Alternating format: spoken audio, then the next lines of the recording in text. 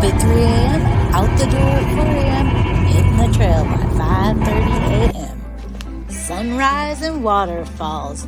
First stop, ski hut. Takes us about 2 hours to get here, and then we have another 3 hours before we actually get to the peak of Baldy Summit. Made it to the we made it! Hi, Mom. Hi, Mom. There you go. Are we live right now? No, but you'll be on Instagram. Oh, perfect. Pretty cool. We stop at Ski Hut for a bathroom break, and we hit the trail for some creeks and blossoms and beautiful views.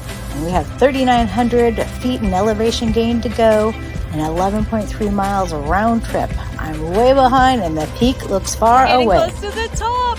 Here's some views.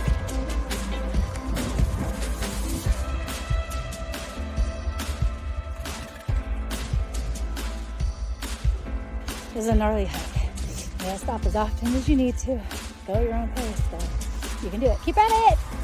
After the peak, we're going to head back along the ridge and the Baldy backbone, and we'll descend to the ski lodge at the top of the chairlift.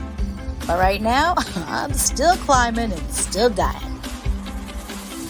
And spending a lot of time in this position, staring at the ground, trying to rest. As you start climbing up, watch for these poles. It's really easy to lose the trail, so you have to focus on these poles.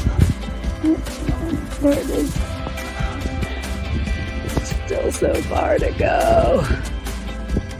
I finally make it! Woo! Okay, the views are great, but I think honestly the real reason I hike is so that I can nap. This is lunch at the top.